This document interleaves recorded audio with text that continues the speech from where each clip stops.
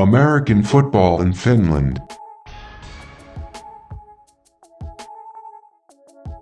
The voice in your ears and the face on your screen.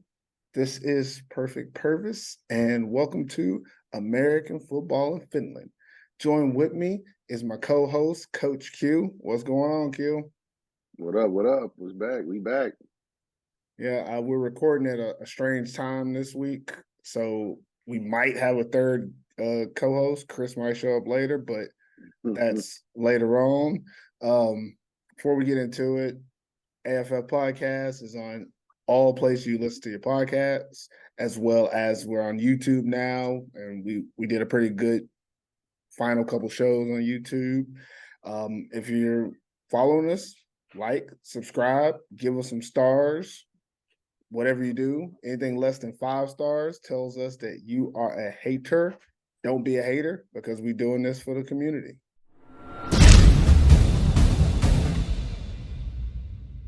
All right, so this episode gonna just be one big blob. We're not cutting it into segments. Ain't nothing really to talk about. We here to talk about one thing.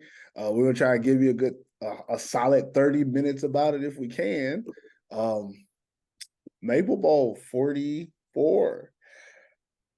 If you don't know, the Porvu Butchers are now the champions. They beat the San Diego Crocodiles. I can't even remember the score, Can but you it was a lot believe to it? a little. Can you believe it? Can you believe it? All I really can remember is it was a lot to a little. At a time, it looked close.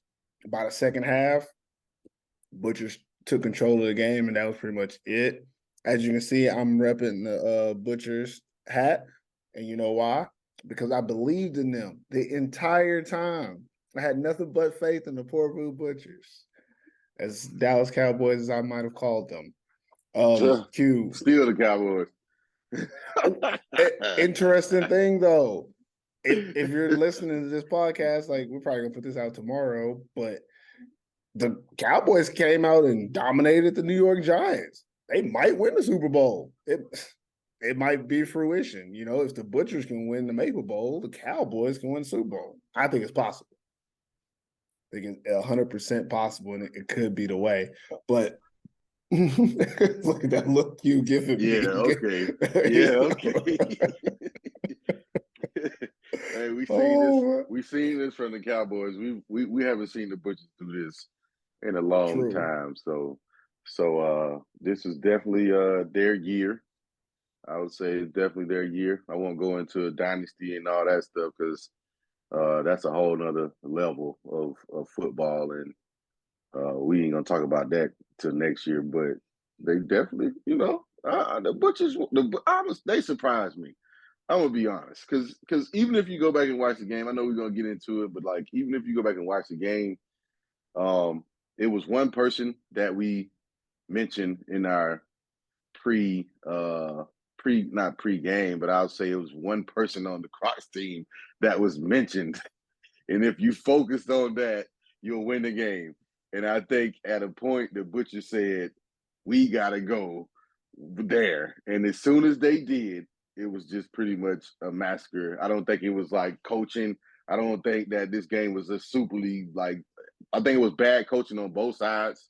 I think one team, one quarterback just decided that I'm gonna pick on somebody, and they picked on the right person, and it paid off. Like, I don't even think it was like, oh, we coached a great game and all this right here. Like, nah, it was just simple football, and the Butchers won. Yeah, just I guess we're talking just initial thoughts right now.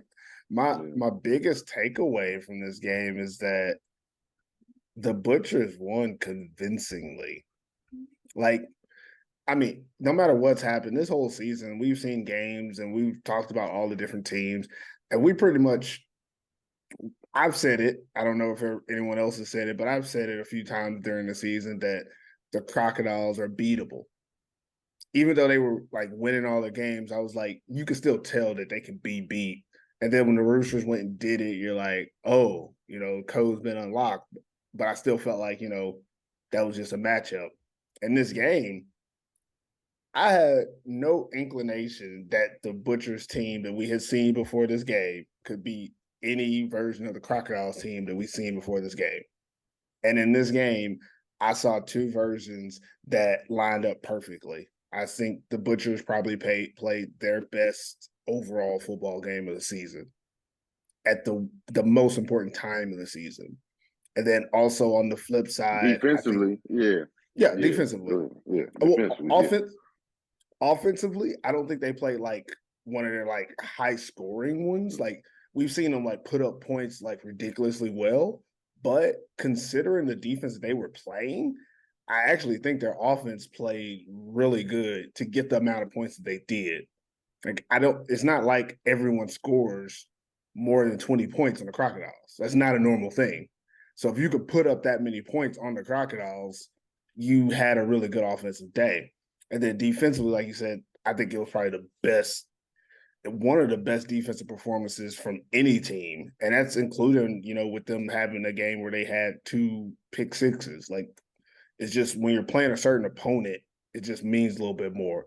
And then on the Crocodile side, I think the Crocodiles probably played the worst game they played all season. Oh, Like, yeah. and that Oh, yeah. that's not to take away from the Butchers, and that's what I want to just keep y'all focused on the hat. I'm not trying to take away from the Butchers, but we do know the Crocodiles did not play their best version of football in this game, but that's why it's called football. Yes. I remember having a conversation with someone, and someone was telling me their son plays hockey, and he was like, why do they only play one game for the championship? Because like hockey is like baseball and basketball, they play series for championships. Yeah.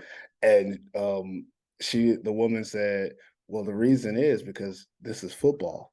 Any given Sunday, any given Saturday, one game, anything can happen. That's what separates it from other sports. And that's what this game was. It was legitimately, talking to both teams afterwards, talking to players, talking to coaches. Everyone came out with the same thought about this game, is that the better team won today. The better team won. Both Today. the Butchers and the Crocs both felt like, that day the Butchers were the better team. And the Crocodiles felt the same way. They're like, you can't say that, they got away with something or we didn't do this. Like they were better than us today and they beat us. And even looking at how that team took the loss, you could tell they're like, it sucks, but at least we didn't like give the game away or let the refs steal it from us. Like we lost to a better team. There's still a little bit of pride taken in knowing that you lost to the best team of that day. And with the Butchers being the best team, like you have to be extremely proud that the way and how they played that game. Considering that this is the Maple League, there were a lot of times in this game where the Butchers could have gave it away, where the Butchers could have just got ahead of themselves and let the Crocs back in it. And the resiliency that they had to not do that was very impressive. So, I mean, again, we don't have a script for the show, but let's get a little more, detailed into the game. What are some like key takeaways you took away from this game on either side? I think the major thing is you were definitely right by the Butchers being the better team that day. And that goes to show you about football. Like you said, the kid was asking about why we play only one game. So a lot of times in football, the best team in the league isn't always the champion.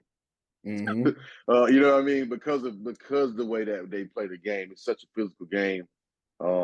I don't think, but obviously, I think if we could do 3 out of 5, a lot of things would look different for a lot of teams that win in football. But the good thing about it, we play football. So, but to get on the game, I think it's a disappointing loss for the Crocs and the organization.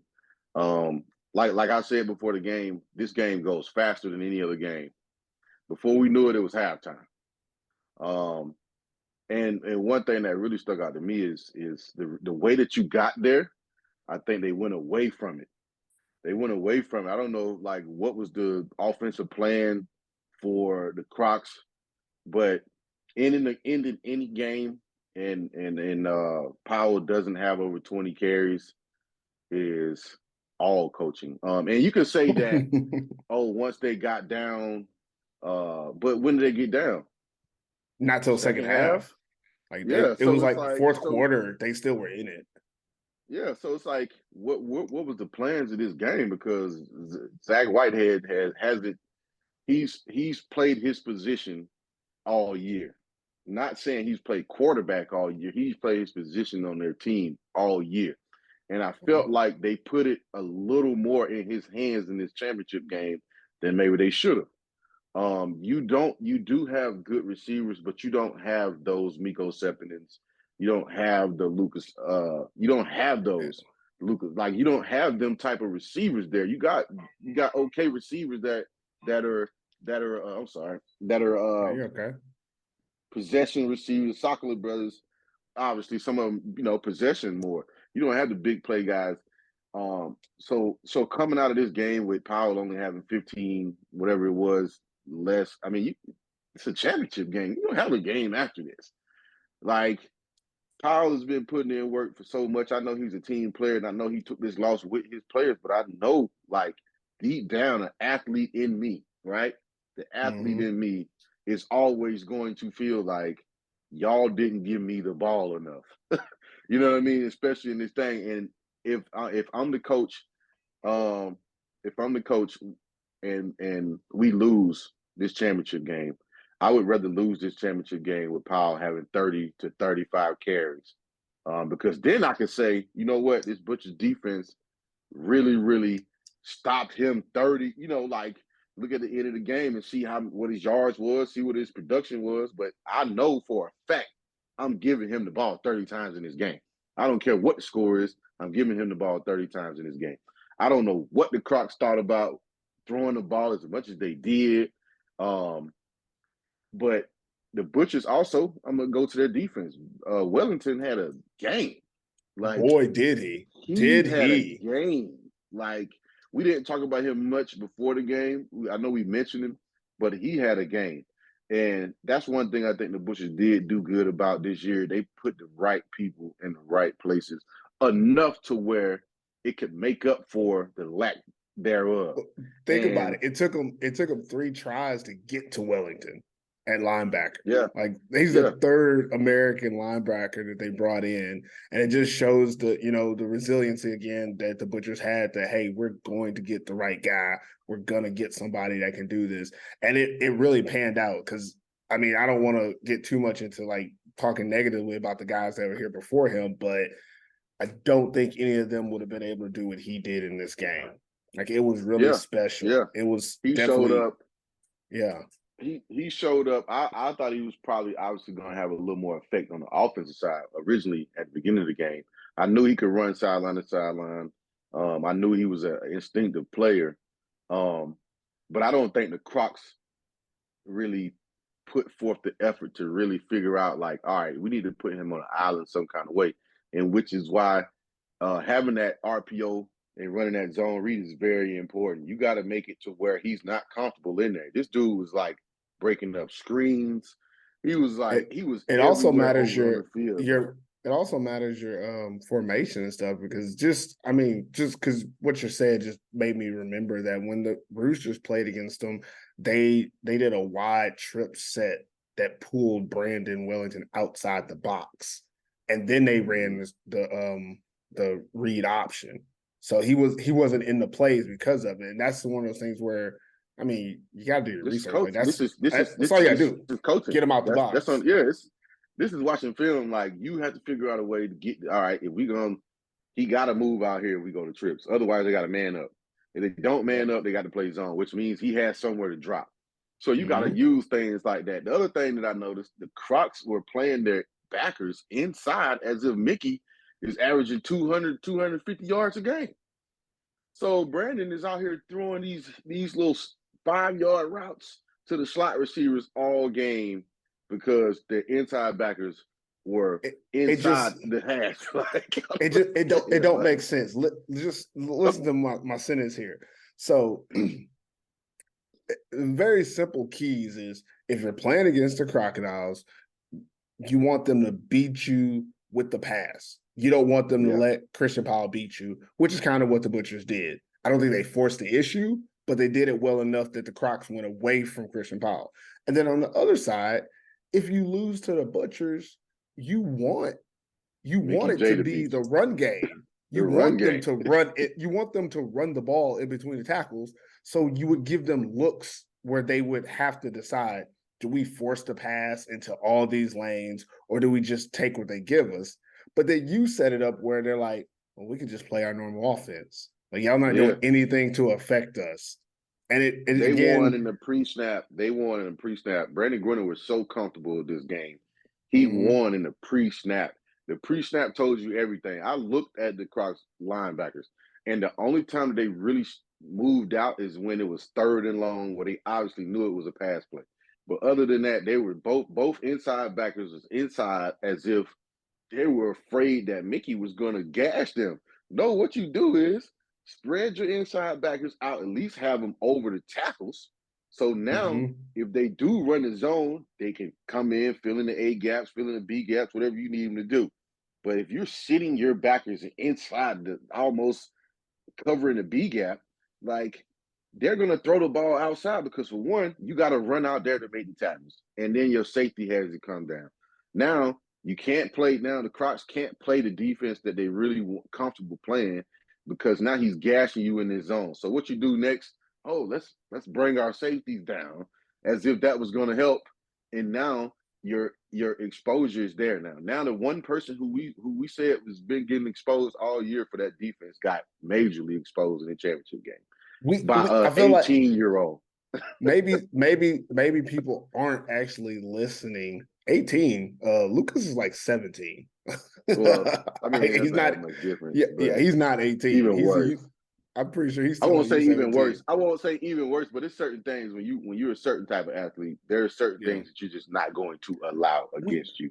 And it's it's just we said it in the podcast beforehand. Like we said that, you know, I don't know. Maybe people aren't listening to the podcast as much as we think. But we said if you're the Crocodiles defense, you don't want to put your secondary like on islands against this offense because you don't match up man to man. So you don't want to be in those situations. You want your linebackers to get into coverage and make throws difficult so the receivers have to catch in traffic.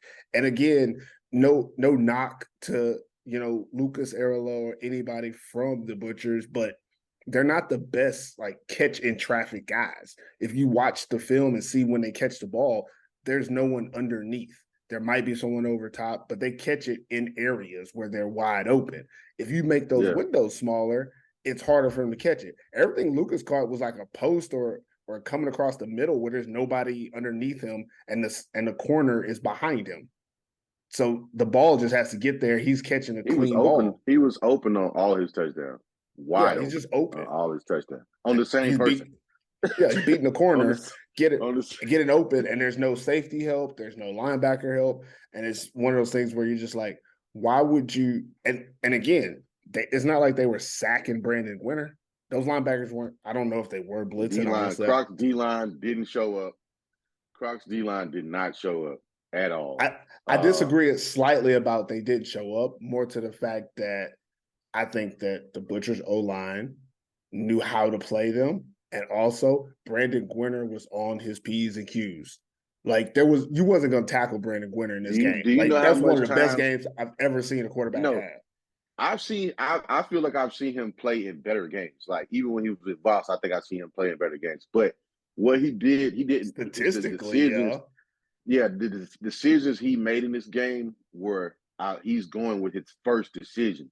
Like he wasn't like out there trying to read a whole bunch of defensive stuff. He was like, He played oh, I got him he one on played the one. game. I'm going to him. He played Like, this game like it was his last. And that's the yeah, biggest difference. He played this game yeah, like it doesn't matter what happens tomorrow. Like I have to do what I know will work right now so that we win. And that's what was really exceptional about Brandon Gwinner is that, again, I think statistically, no one's gonna look back at this game and be like, "Oh man, it was the best." No, besides Lucas Arola having 3 touchdowns, like that might yeah. be That was one of it. his best games. But Yeah, when you look, the game that Brandon Gwinner had, is, in my opinion, the best game I've seen him play this entire season because, like you said, his decision making was so decisive. Yeah. He utilized his legs like he told us beforehand. He said, I'm going to run more. In this game, he didn't really hold the ball too long looking for receivers. If he was going to run, he was going to run. He had that one play where it was like 3rd and long, and he, scrambled and got like 20 and put them in a better position. I was like, that's classic Brandon Gwinner right there. And we haven't really seen that all year. We've seen a guy who's kind of building his team up all year and trying to help his team win. But in this game, he took on that role of, hey, I'm going to do whatever it takes because there's no tomorrow. And it was just really great to see in this game. And I've never been so happy to be wrong before. Like, I was wrong about who was going to win this game, but I was very happy about the way the Butchers came out and won this game because everything that we said that they can't do, they did. Everything that we said is, an issue for them. And Miko corrected. Miko Sefton had a good game, small, like a tough one. And he was getting a lot of first downs. And that goes to, I'm just gonna stick to the defense side of the conversation because, like I said, it's championship games are different for many reasons. It brings the best out of other people that don't really do anything during the season. Not saying Miko. I'm saying just outside players like Wellington. He played decently good. You know what I mean? For most of the time he was there. This game he showed up miraculously for them. You know what I mean? That's what you want. That's what you want. Like these games is when your money makers, the guys who you count on, have to show up in these games. That's why I say the Crocs laid down defensively. They D-line defensively because somebody has to make a decision.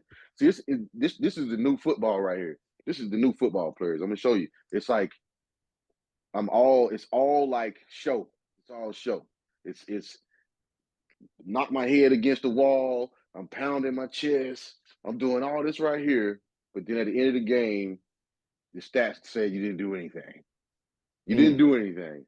And it's more intimidation like it is. It's like the Crocs been walking around all year like they're just this big intimidating defensive line in which they have been putting in some work. I'm not taking that from them.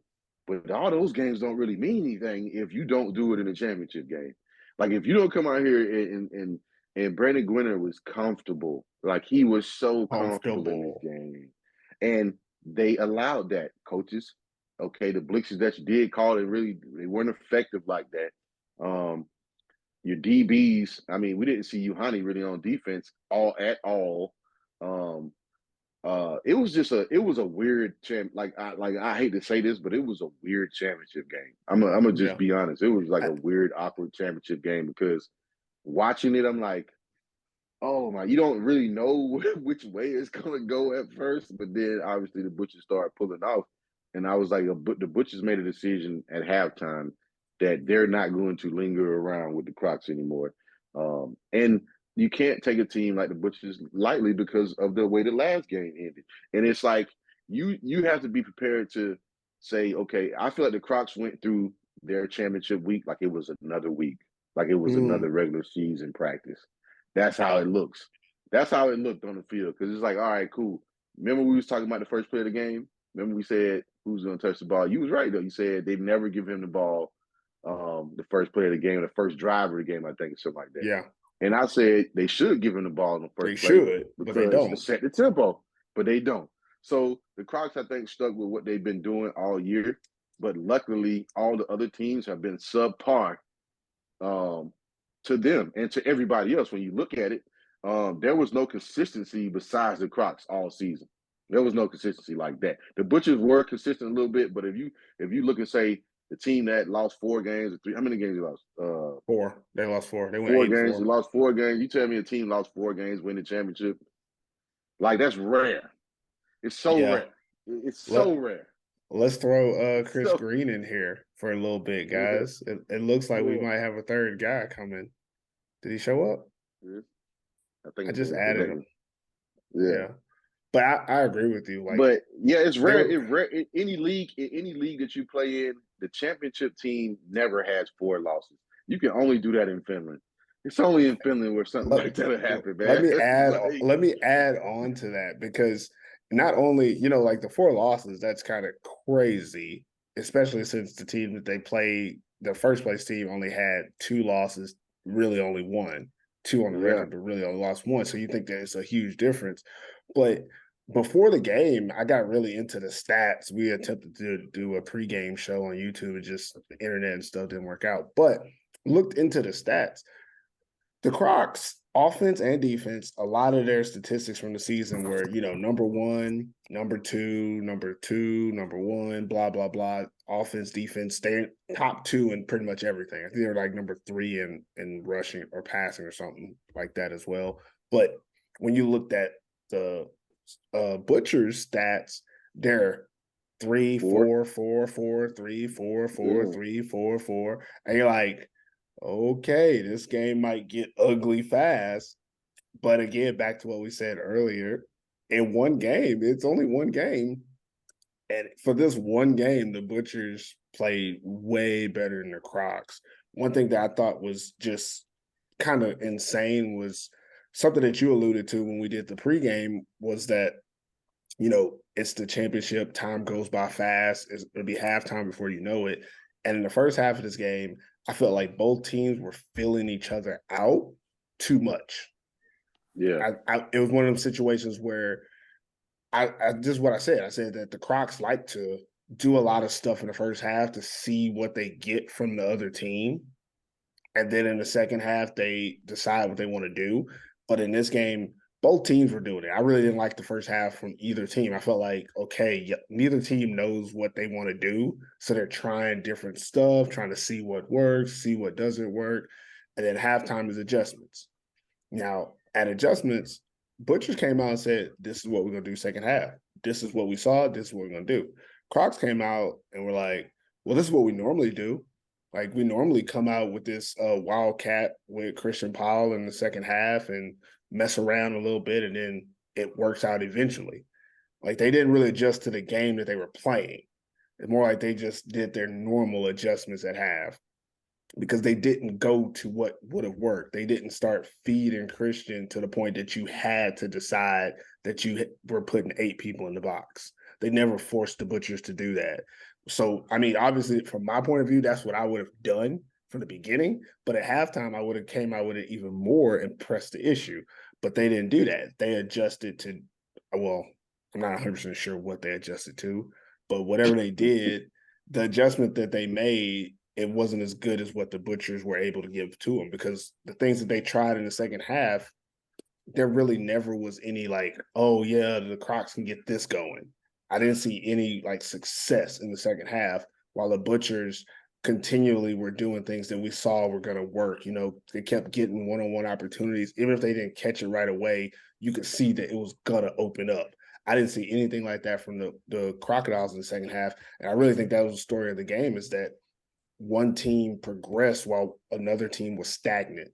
Like, I feel like the Crocs played the first half just like they played the second half. And I feel like the Butchers played the second half much better than they played in the first half. And sorry to talk over so much while Chris is here, but Chris, give us your thoughts on the game a little bit, man. I mean, we've talked a lot already, but tell us something. We were talking about key moments in the game right now. I mean, we said about it in the pre-game show about Christian Powell, and I think Q said it best.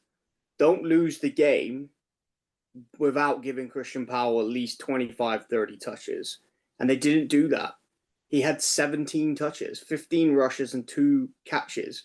I said about this they needed to stop Powell. Well, in a sense, they didn't need to, because the Crocodile stopped him himself by not giving him the ball.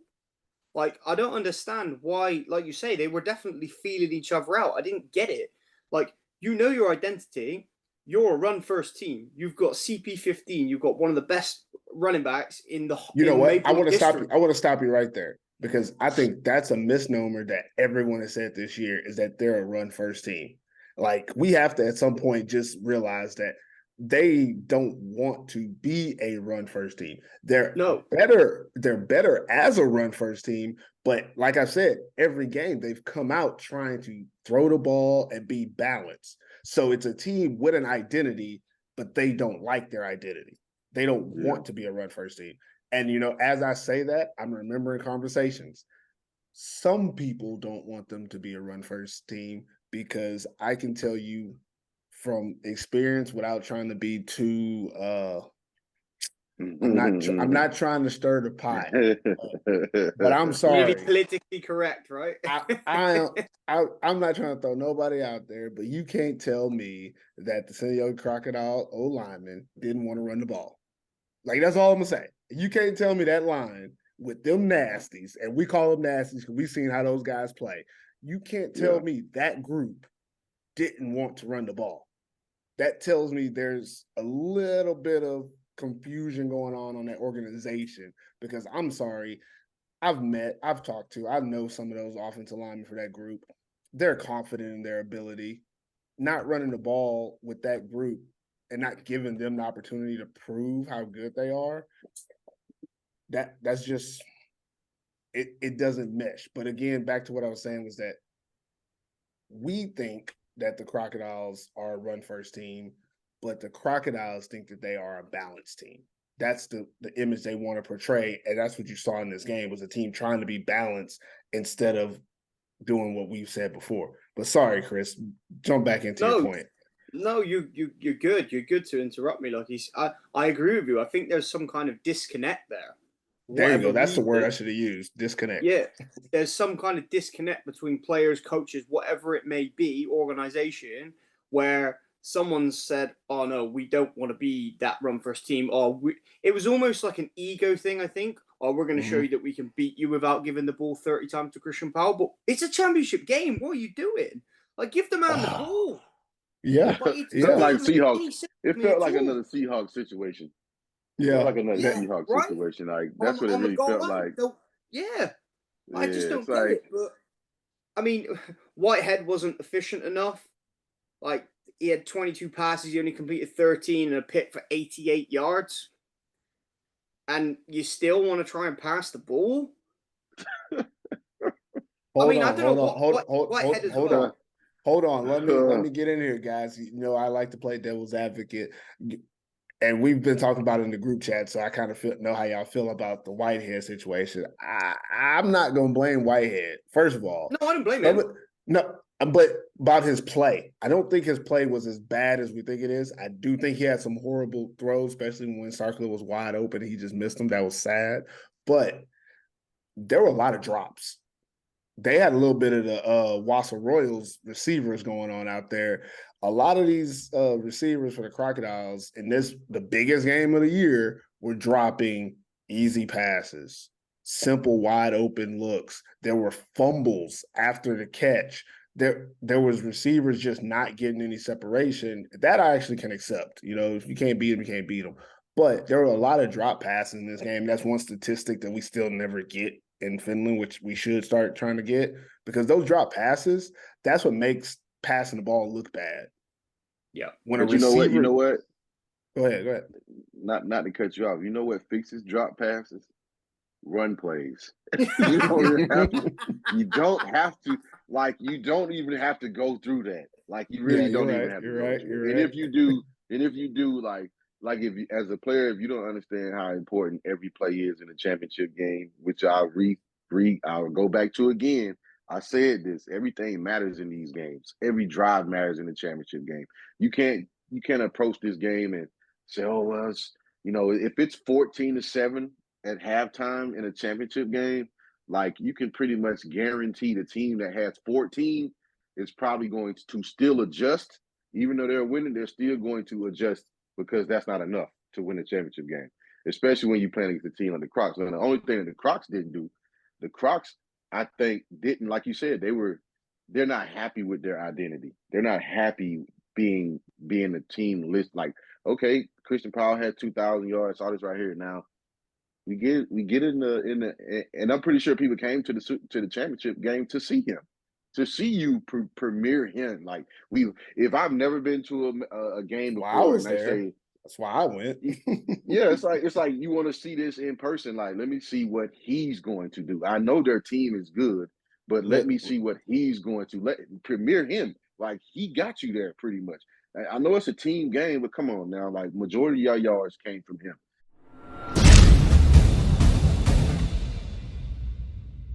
But but yeah, what I was saying was, it's just these championship games, everything matters, all the drives matter, and you just can't put your team in a situation to where you have to rely on the passing.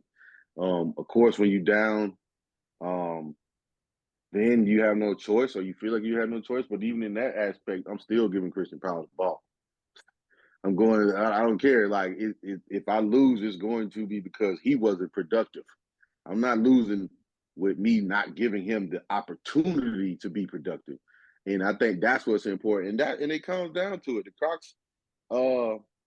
This is probably, like I said, this is probably the worst championship game I've seen them play in. I'm gonna be honest. This is the worst one I've seen them play in out of all these years. I haven't seen them play this bad in the championship game before. And it's just it sucks because I really thought this was gonna be their year, but now I kind of feel like they don't have a year. Feel like they don't have a year. So let's talk about it. Like that's a good segue where you're about to go with it is let's talk about the legacy that this game has on both of these organizations. And I mean, obviously let's talk Crocs first. Is the curse real? Is it? Yeah. What do you guys think? Yeah. It's real. It's real. I mean, it speaks for itself, doesn't it? They keep getting there and they keep losing. Man, you know who I really feel bad for, and this is probably not the way we should do the show, but Yuhani. We know Yuhani. We've known him for a long time. Man. He's one of the first guys I bet, here. And I remember the excitement on his face. He coached with the Turku Trojans women this year. I think he's like living in Turku or something. So he's been traveling back and forth. And I remember seeing the joy on his face of winning that championship with that women's team because he had never won a gold. He was like, this is so crazy getting this gold. And I was like, man, it'd be great. He gets another one for the men's team, the team he's been playing with forever. No offense to the Turku team, but, this is his only first season coaching them. And then to not get it, like, oh, that's got to be painful. And I think it's one of those things that for this team of all teams, like if the Butchers had lost, I think there's a lot of guys over there who have never won the Maple Bowl that even that loss would have it wouldn't have devastated them. Again, them winning was no one picked them to do that. We didn't pick them to do that. They're not supposed to be there. We would have said their stats weren't even good enough. Blase. They're the underdog. So them winning is nothing but, house money. But for the Crocodiles, even in the interview we did, I think the coach said, this is a long time coming. This isn't something that just happens for them. Like they're supposed to win this game. This is, destiny. I think we said it on the podcast. This is destiny for them. This is their time. And then to not win is horrible. But to not win the way that they didn't win is just like adding injury to insult because it's like you get the opportunity. And one thing that, I guess it's an American thing, but speaking to another American who was at the game, we said the game was too big for him. Like when I think about those drop passes, the DB getting beat consistently against a matchup that everyone knew about. Those are the situations. They must have been listening to us. They must have been listening to us because who did we say pick on? Pick on number 5. That's what I said. You said That's it. what I said. Yeah. It's one of those things simple that football, bro. But it's one of those things that we've seen, especially in Finland, and all three of us have played on teams in Finland. And again, I love this podcast because we really don't have any filter. We've said this before. Football-wise in the culture, the Finnish football player isn't the type of player that responds well to adversity. That's what we've said. We've said it many times is that, if you're on a team and your team is losing, a Finnish player will put their head down, start feeling sorry for themselves, and kind of go into that. And rightfully so, it happened. And in this game, you could see that there was 2 different responses to it. One, we were proven wrong by the Butchers because they had adversity in this game. There were things that didn't go their way. And you looked and you saw a team that was like, we have nothing to lose. So we will not feel sorry for ourselves at any point in this game. while you looked over at the Crocodiles, and in that second half, they looked lost. It looked like a team that did not know what they were going to do to come back. Like when they came to the sideline after losing the ball or not getting the first down, it was just frustration. It wasn't anger at, the game or the situation. It was frustration that we don't know what else to do. And that's not the way that you want to lose a championship with a team that you think should win it.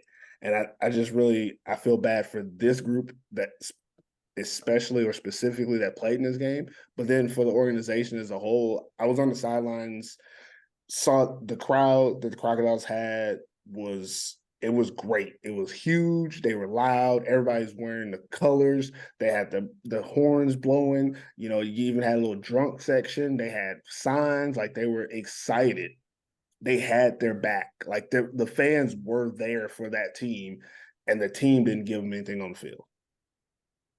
Mm-hmm. It sucks for them. It really do sucks because, like you say, are they cursed? Like, it sucks to say. Like, I won't say they don't have a year because they're still around. That's kind of tough. It's been 20 years. It's been 20 plus years. I've never they've really, been there.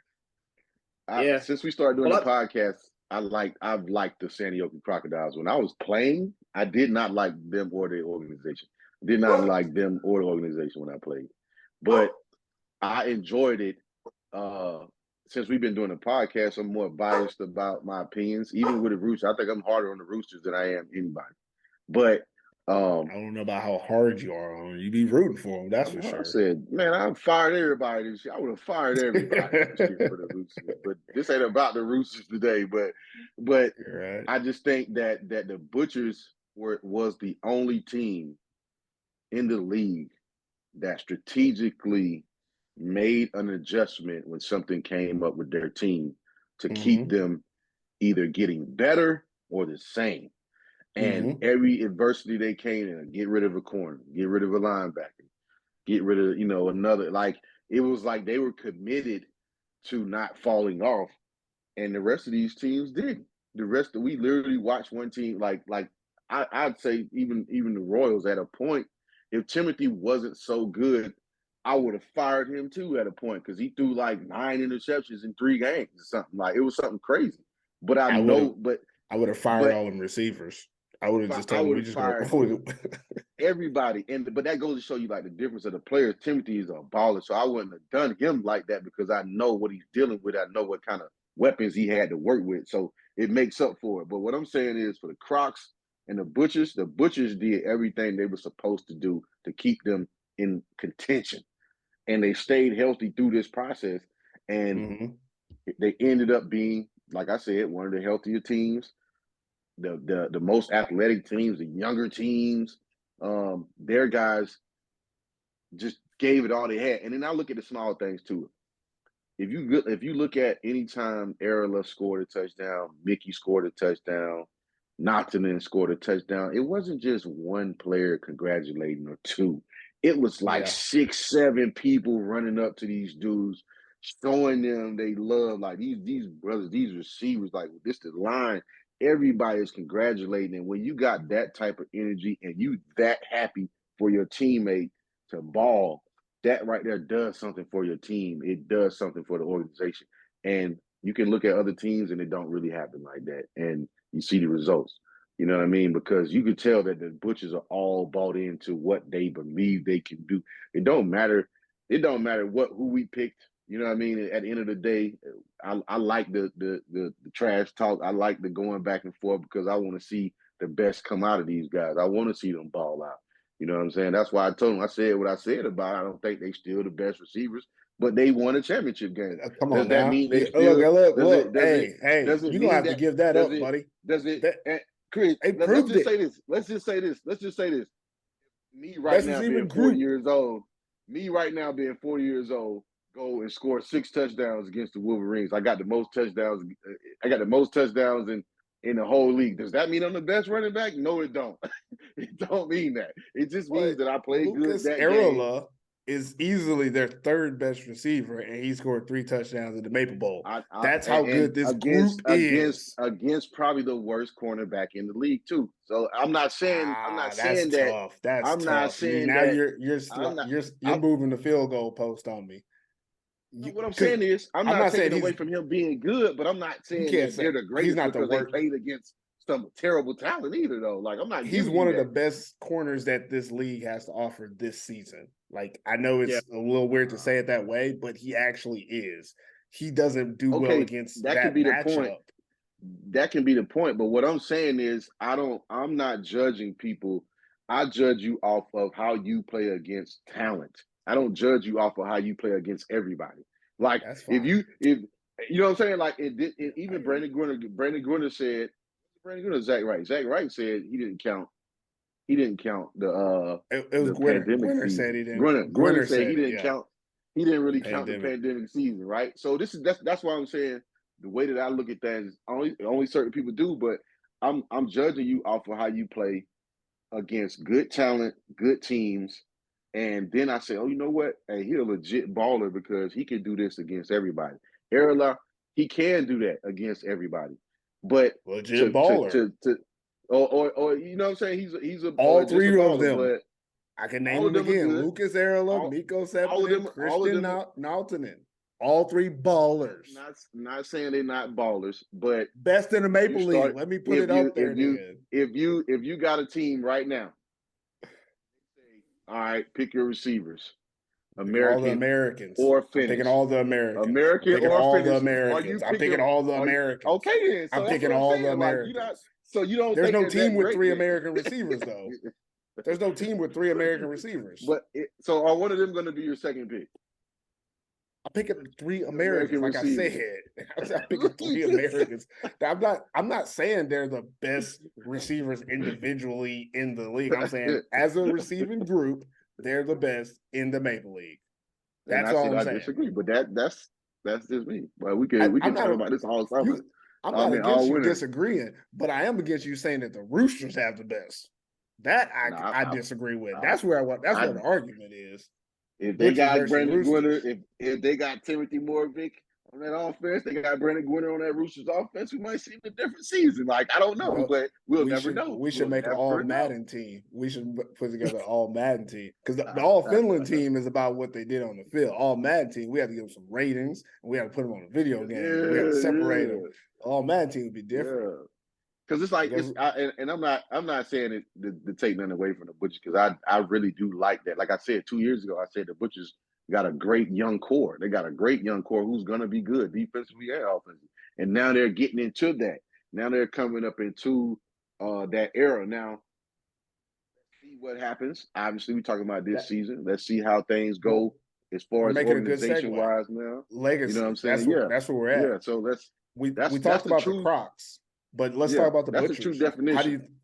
How do you think that this Maple Bowl win plays off for the Butchers?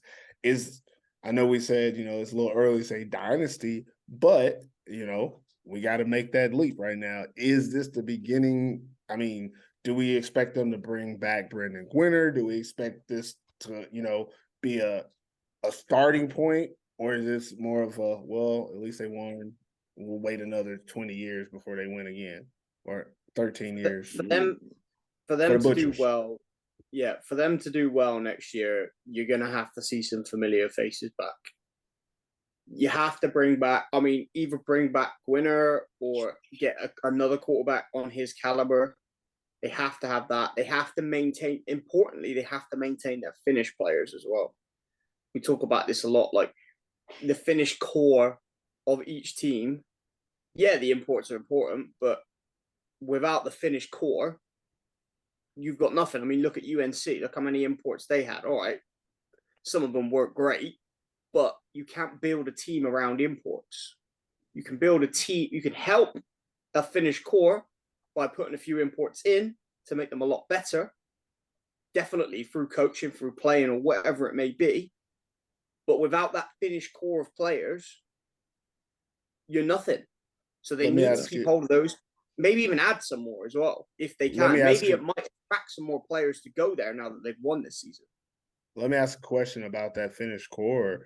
What do you see as being motivation for some of these Finnish guys to stay around? Like, you have to think about it. A lot of these guys that are familiar faces, they've been around for a long time. A long time. Yeah. And now they won. That's when you walk off. Yeah, that's when you walk off. Yeah. Some of them might, yeah. Some of them might So- might walk off. But I guess it's the promise of, okay, let's run it back next year. Let's re-sign Gwinner. I'm Let's asking- re-sign Zach Wright. I'm saying, what kind of Is that motivation enough do you think you motivation to can? keep hold of them? Yeah, what kind of motivation do you guys think is possible for these Finnish old heads, as I'm gonna call them, that have been around? I mean, Kurvinen came back at the end of the season. He only came back for one reason, and we know what that was. Yeah, That was and get it this worked here- out. It worked. Yeah, get that this ring. Yeah. See, he probably somebody like him. He probably done. I think somebody like him, but they can get a better player at that position where he helped out. They can get a better player. So Yeah, but do like they Chris, have one like Chris available? said, but winning a championship also gives you a little bit more clout when looking for players. You know what I'm saying? Yeah. Like, but I still think the best players are going to choose Scorpio or the Roosters first before they go to the Porvo Butchers. Think so? Just because they don't have the history recently for winning like that. So when you look at it, you say, oh man, really the only reason Scorpios and Scorpio situations is because they got, you know what I mean, they lost Anthony. If I'm a running back, if I want to go play, I'm like, man, I go play for that line. You know what I'm saying? I seen what he did, and I know I can. You know what I'm saying? So you think about that, and then even the Roosters, you know, haven't won in the fashion in which everybody's used to, but I still think people know what you get with coming to them. You get organization, you get discipline, you get all the guys coming to practice. You know what I'm saying? You get all of that on the regular. So I think those two teams still gonna get the better type of players or the more known players. But maybe the Butchers, I don't foresee them saying, okay, we cool with one. You know what I'm saying? I don't think, because you think about Zach Wright, he fresh in Europe. Brandon Gwinner still can play. Mickey still can play. You even could consider Mickey going back to receiver and getting a real premier running back. That's maybe, you know, whatever. It's plenty of options, but I think for some of those players, yeah, it might be a one-off for them. You know what I mean? Like, but what's interesting and when I look at their team is, if it's gonna be a one-off, it'd be for most of the guys that play defense. Yeah, Royko. Most of their youth is actually on the offensive side. Yeah. I mean, obviously, we're not calling Miko or Mickey young, but they're not old. Like, both of those guys aren't. They're not. You know, they're not in their 30s. I don't think. If I was them, I'd run it back with them. Like you say, with those young receivers, offense can run it back. Try. Yeah, the defensive side, you would have to find a couple of guys to fill vacancies, most likely, because the young guys they had on defense were the guys that really were kind of their issues more than anything. Yeah. And you don't want guys like you say, you don't want guys like Nathalie and like they're on the brink of becoming wanted imports for other teams. They're not there yet. Per se, I don't see maybe other teams reaching out to them right now to see if they want to come play for them.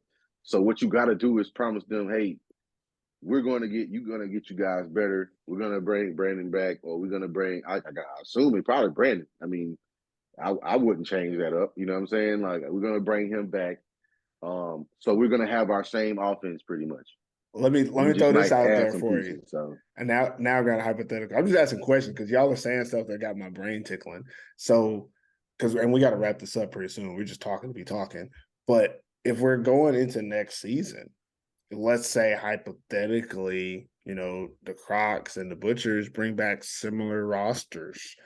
We're gonna have to do a preseason predictions anyways.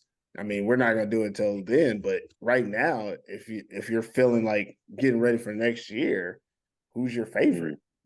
Who's looking like, oh, this is a team I probably would have to say is the favorite to win? If the Butchers brought back all their imports, I would like them to add another offensive import, either that a receiver or a running back. Not physically possible because they have 2 imports on defense. Yeah, you got 2. Yeah. Yeah, but you could have 2 on the field at once. So you could only have 3 on the team. You only got 3 on the team. You can't they changed that rule? Yeah, they don't allow 4 on the roster anymore. Oh, Or if they do, no one has done it in the last 4 years. I thought it was always 2 on the field. On the like, field, yeah. But you used to be able to have 4 on the roster. You can have 4 on the roster, yeah. I don't think they do that anymore. I haven't seen that. Really? And when's the last time you seen 4 on the roster? I'm trying to think. Oh, now That's what I'm saying. I'm just saying. I think they a lot changed of the that. It teams used to be like that. Yeah, I know a lot of the teams will just get those like Finnish American guys in instead. Yeah, and that's why they done that. They're not going to pay extra for someone else. Okay, so let's say they get RJ Long or someone like that. I was going to say there aren't any of those Finnish Americans that play running back. That's what you would be looking for. Yeah. Except for me, if y'all want to bring me out of retirement, that ain't gonna do nothing for you. They might go get Will. It'd be a good time. Will is from the UK though, right? Will Young has, I think, Czech Republic passport, so he's an EU. So that would be a great pickup for that outfit. That is a good pickup. Great. Hey, Christian Powell is technically finished now. I tell you one thing: if there's one team that I really doubt Christian Powell would ever play for, it would have to be that team. Yeah, he definitely. I would see. Yeah, I would see him more likely going to the Roosters before going to Porvoo. Because you said before, of all the times that they've lost, all the times the Crocodiles have lost the Maple Bowl, this is the time where I felt like the team that they were playing better than them per se. Before the game. Before the game. Yeah, they weren't better than them. But all the other teams they played against, like the Crocs had good teams, like great teams, but the team that they were playing were better. So they had to do everything in their power to try to win those games. Got close, you know what I mean? But they just had to do everything in their power to win those games. But this year was something different. But hypothetically, I mean, the Butchers can add to their offense. Their offense can be a lot better. Defensively, that's going to be the key. Which also you put it out there that if they're going to stick with the 2, why not go back to Wellington and Zach Wright? Why not go back to them? Give them a full season together. Obviously, they're great coaches. They're great with the players. They're great with the team. Why not try to run it back one more time? What can it hurt, really? You know what I mean? Maybe everybody probably asks for, extra 200 or 300 euro, whatever it is. They might ask for a little more. You know what I mean? But hopefully, I know it's other places that they could probably go, but I think they should try to run it back. I mean, right now you're the big dog. You want to try to. But would you consider them the favorite? Would you consider the Butchers to be your favorite going into the 2024 season? That's what I'm asking. It's all hypothetical because you don't. That's why I'm asking. I know. I'm just throwing it out there. I'm just throwing it out there. Okay, I would say yes because they just won the championship. Like they're a championship caliber team, so they've won the championship. So you're giving them the Alabama treatment. The favorite next year. You're giving them the Alabama treatment. I'm going to say no. Because the reason I'm going to say no is because I know one signing that could potentially put another team as a favorite. They could sign one person or 2 people and their team will be the favorite, and that's Scorpio. I really feel like that. And that's a lot coming from me. That's a lot coming from me, but I think they're the only team that I can say after signing 2 people, they're the favorite. You know what I mean? I thought for sure you were going to say the Roosters. No. You know what? Because the reason I'll answer that too, because the reason right now, the imports besides Kittner, the imports that the Roosters bring in now aren't the caliber that I'm used to seeing them bring in. So that's why I wouldn't necessarily. I think they're going the money route now, more so. Like they're going to we're going to pay everybody this right here, and there is no hierarchy of players. So it's like, all right, we got an import spot. We only going to pay 800 euros for this, and now Now what happens is the guy that you want, he's too expensive, but the guy that you okay taking is okay playing wise, because you can't tell me Sinadinos was the best option that the Roosters could find a quarterback to come in. You can't tell me that. You know what I'm saying? You cannot tell me that. So in that aspect, what I'm saying is, out of all the quarterbacks that we ever seen the Roosters bring in, right? Out of all the quarterbacks we ever seen him bring in, he is probably the second worst. And I'm that's not saying it like a bad thing, but there's one guy that got sent home, and then that's Josh him. Hollinsworth. Josh Yeah, Hollinsworth got sent home. and now it's him. Like you don't get what he got as far as the like Kittner and he doesn't have the big names per se on defense. Those guys aren't young anymore. He has one like of the that. best offensive lines, though. But he has one of the best he has one of the best offensive lines. He has one of the best young receivers. And along with man, he like literally they can make one signing and also the offense change. But their defense is where the problem is gonna lie on the Rooster side. So I just don't think the caliber of players they bringing in right now are gonna put them back up to where they need to be. So they wouldn't be my favorites, but I'd say Corpio. Yeah, Corpio definitely quarterback, running back. They're right back in the runnings. I want to. I never thought I'd hear the day. I never thought I'd hear the day that he would say Corpio. Yeah, is number one. Because I seen the effect. I seen the effect of what one player did to their team. I see they literally collapsed as an organization, as a team. They collapsed. I think personally, I don't see Coach Pecker going through that next year. You don't think so? I don't. He wouldn't like. He's a competitor too much. He likes to win. I don't see him putting them in that position. They try Ambro, great try. Now you're going to be our backup. Like now you're going to be our back. They got to.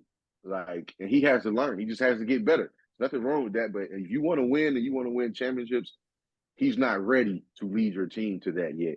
And if you're going to, and not saying he's supposed to quit or anything, but this is supposed to be for him. Like football isn't one of those things, even in another country, football isn't one of those things you get to, oh, okay, we're going to guarantee you get to play. Like it's not one of those sports. It's your production. Your production decides whether or not you can play or not. And in most cases, and I just feel like at quarterback is the one place where you cannot experiment and also try to win championships. You can't do that. Like you have to have that guy in there who's control of your offense. When stuff get bad, when stuff go wrong, he's still talking to players. Hey guys, you good? We good. Next drive, that was on me. Next drive is us. What about this? What if they bring him somebody like Danny Kidner out there? Out where? To Quopio. What if they give Ambro and Danny Kidner? Nah, I still don't think he cuts it. Floats the ball too much. He needs time.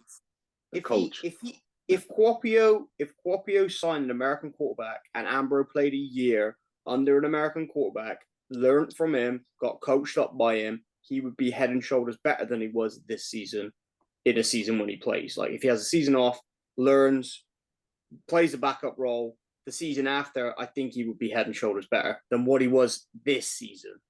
He needs to spend all off season watching film and working out, but more than likely watching film, but not just watching it, having somebody there who understands what he's seeing and showing him, hey, this is where you want to look in this situation. Stuff like that is not naturally, it's naturally there for some people, but European kid, like he needs somebody to explain what he's seeing. Not saying he doesn't understand what he's seeing, but obviously from the game, you don't understand what you're seeing. You don't understand pre-snap, pre-check reads. You don't understand anything like that because there's no way you bagging up 2 yards, 3 yards, and just throwing the ball in double coverage. Like that's you. You know what I mean? So I feel like they can be a lot better if they let him. He could be a lot better if they just let him learn and let him get more experience with however they do it. But also that goes into a whole other conversation of Finland not having quarterback camps on the regular, not having people from the outside come do things like that to develop that certain position, because you can't grow up in Finland and this is going to be this amazing quarterback. Like it's possible, but you need the teaching, you need the coaching. Miro went through years and years of mediocrity until he got to a point where he was that 50 touchdown guy. And that was the back end of his career. It was a very short period. Look how terrible he was when he was playing with Turku. Miro. It's like, It's and that's what I'm awful. saying. The quarterback position, like the quarterback That's position, what you Ambro's can't gonna do that. be. You can't like, Give and Amber that's 10 more years, I guess, or seven yeah, seasons like or something in like some that. I don't years, know. in some years, He's he'll be he's a only lot like better. 19. Like he's like 19, 20 Yeah, years he's old. young. He's young. That's what I'm saying. Like, give Give him him 10 time. more Like, years. I'm not throwing him out there to be my starter. Not if I expect to win. You know what I'm saying? I don't have that type of time to do that. Like, I don't have time to like let him get better. Like, no, you need somebody in there now with the team you got now, with the players you got now. You need somebody in there now that can move your offense, that can take things in control and make it happen. But you know, hypothetically, but not going to take the Butchers away. I'll put Butchers up there in the playoffs. I'll say they'll go to the playoffs again, but they won't. To me, they won't be the favorite to win it, but they will be in the runnings next year. That's for sure. Yeah, that's about where I would put him And too. Vasa. Let's not even Vasa speculate going to about the playoffs. 2024. Vasa I mean, going to the you playoffs. can't ever count the worlds out, and we know why. But let's not even speculate. We got a couple more minutes here. I guess we kind of were talking about the Maple Bowl, but just last thoughts on it. Was there any performances that really stood out to you in this game, different than I what we've mean, already talked about? Like the anyone big else that we didn't talk about? the big one for me, and I just want to make sure we give him enough flowers, is Lucas Erla. I mean, the 4 Yeah. catches, 129, 3 TDs. One was a 73-yard bomb on a post route. So, yeah, gotta give him his flowers, man. He had the biggest. I think him and Wellington, but more Lucas. I could tell that he's resilient. He's one of those guys who like he understands his position on the team and he understands what his abilities are. And that was a big game for him. 3 TDs, being a young guy in a championship game, that's major. That's something he'll never forget in his whole life. Yeah. He'll never forget that. And I think that was great that we got to see it. He definitely balled out. We'll see how, I want to see what he is, you know what I'm saying, some years under Miko Sepinen. I want to see, I want to see all of them and see what's in store next year. Well, if you really want to see what he's like, I'm pretty sure he's got a game this weekend coming up because they have the national U19 team game against Denmark. No breaks for the kids. He better No score breaks 6 for the touchdowns in this kids. game. He got to score 6 touchdowns. If not, we don't want to hear best nothing if you're playing against 19-year-olds. I don't want to hear nothing. Well, he's 17. I don't care. He's the top of the top. He's the top of the top. What he's supposed to do? If he just worked this 20-something-year-old, this game should be nothing. Who's his quarterback? It's gonna be Jerry Siloma, I think. The Roosters' backup quarterback, young guy. I mean, he's in my opinion, he's better than Ambro. So he's getting better than that. It ain't like he got Ambro as quarterback. So he should be fine. But again, it's also one of those things where you know how national teams are. And also, he might be tired. Dude just won a championship. If I was he's him, 17, man. He ain't I wouldn't even go. 17-year-olds don't get tired, man. 17-year-olds can drink long drink out here. So, they can do everything. I'll be the whole week. When I was 17, I have a whole hour session before the game. Like, I'm ready, man. He full of energy, though. He weighs like 20 kilos, though. So, that go right through that guy. Smaller guy. But yeah, hats off to Lucas Erla. He had a great season. It's one of the reasons why I feel like they have the best receiving core because when you look at the season, this group, they've had games where different out of these 3 receivers, different guys came up. And even in this game, we spoke a lot about like Miko Sepinen being the guy. And he done what he did all year. He made some really good plays and moved the sticks. But to see Lucas have a breakout game in the biggest game of his career, like there's no topping that. He's on the U19 team and he plays on the national team, and that's awesome. But it's not gonna top, scoring 3 touchdowns in the Maple Bowl in your rookie season in the Maple League. Yeah. Like that's an incredible accomplishment. That's Al Bundy accomplishments right there. For real. Like, he going to tell this story for 30 years from now. Like when he tells his story and he's like 30 years old, no one's going to believe him. They're going to be like, no, you made that up. But, ask me, I'll say, yeah, I was there. I seen it happen. But I think that's it for the Maple Bowl. I think Maple Bowl 44 is over. We enjoyed it. The 2023 Maple League season is over.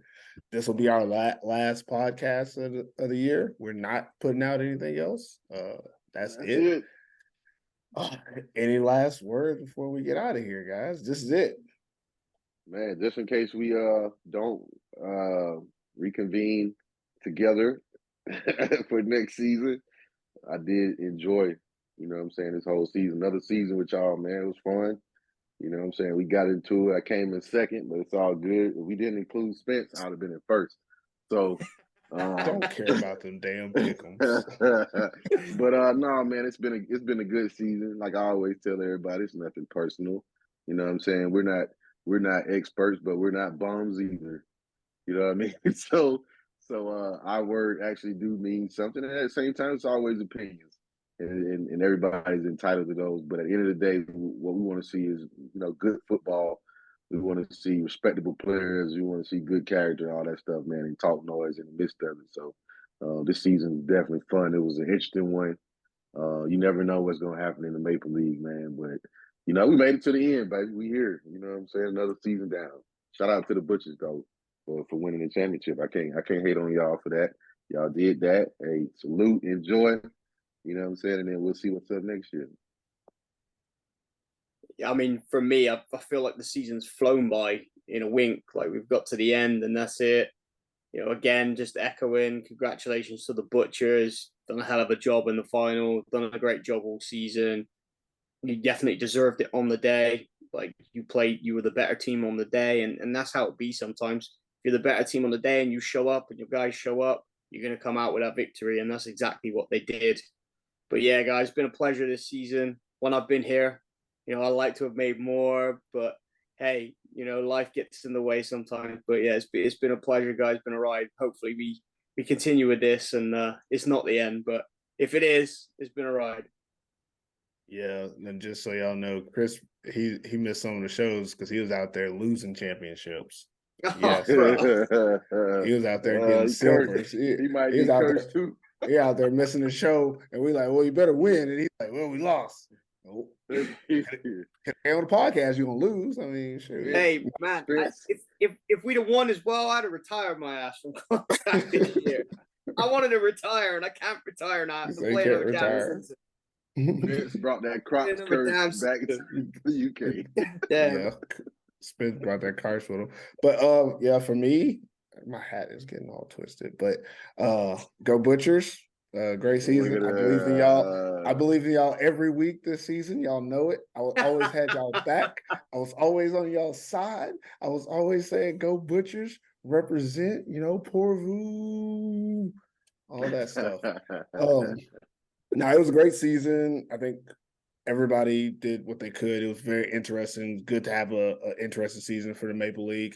And if we come back, we come back. If we don't, we don't. Either way, y'all know what it is.